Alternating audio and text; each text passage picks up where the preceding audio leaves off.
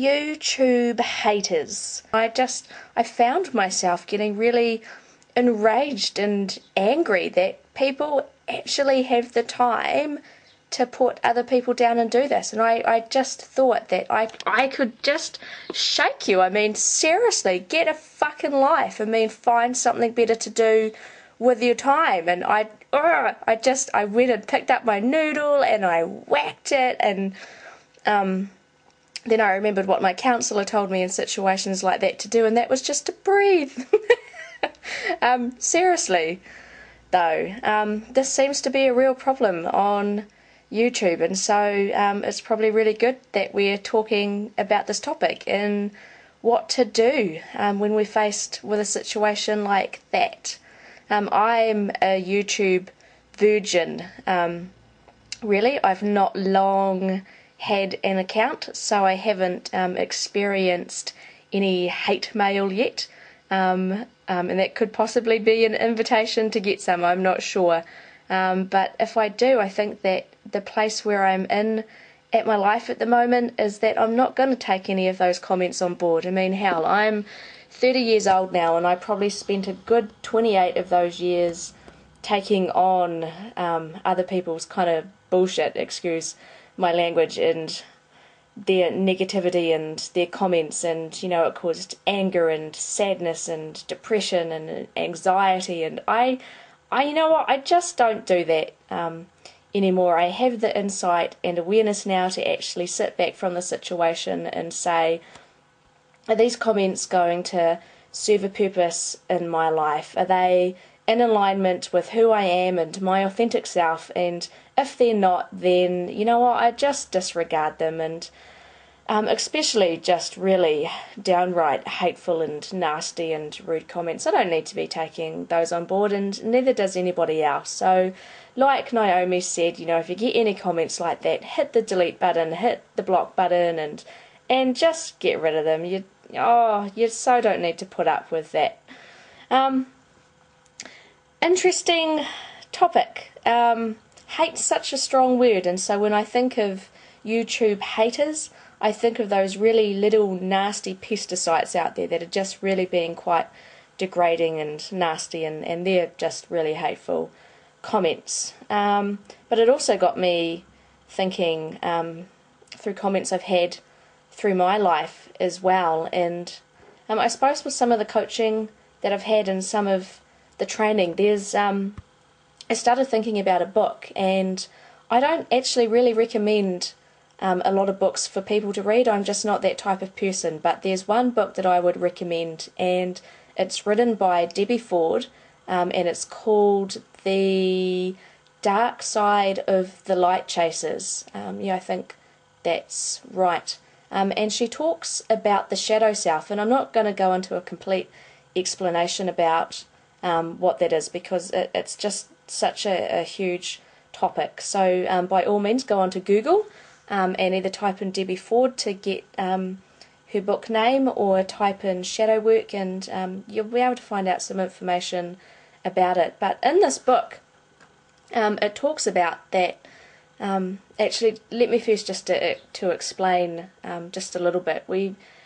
All of us have a light side and a dark side, and the light side is all of the qualities that we possess, that we love about ourselves, that we proclaim out into the world, and, you know, I'm loving, and I'm humble, and I'm generous, and I'm kind, and I'm caring, and da-da-da.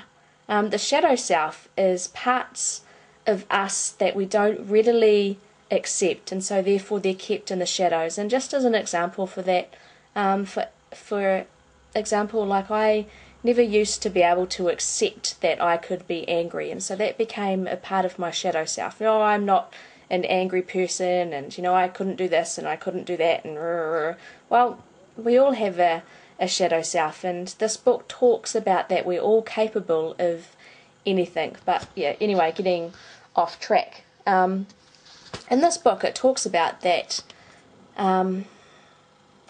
if there's something that we don't like in another person, whatever that may be, that that quite possibly is that we're denying that part within ourselves. And so I say that in relation to this topic because if people are out there and they're saying negative or hurtful or hateful comments to us, then quite often it really isn't about you. It's probably more about them, and that's something within themselves that they're not happy about. And if they're not happy about it, then therefore that becomes a part of their shadow self, and so they don't want that within them, and so they project it out onto others. And that knowledge and reading this book really helped me to not take on negative comments from people so much, just with that insight and awareness that actually this is probably more about them and their own stuff that they're dealing with and not me. And at the end of the day, we're human, and it can affect us, but as I see it, we have one of two choices. We can take it on board and it can run us down and it can ruin our day or our week, and we can get anxiety or depressed or sad or angry or whatever. We can choose to do that if we want, but we also have the choice to disregard it and think that, you know what, this doesn't serve a purpose, I'm just going to disregard it and ignore it.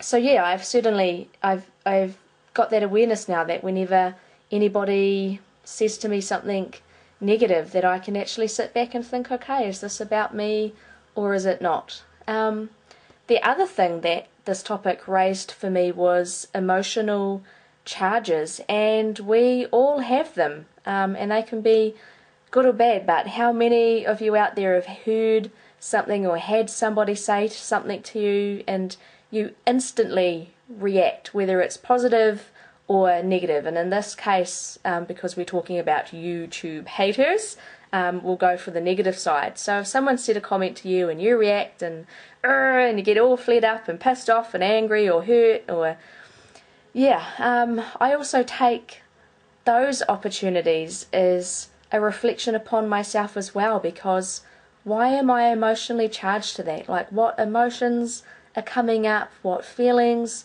are coming up, and whether they're emotional feelings or also like what's happening in my body. Has what they said triggered off something from my past? Does it remind me of an ex, or does it remind me of something that happened in my teenager years, or even going right back into my childhood? Have these feelings or emotions come up before and this person's really triggered something off?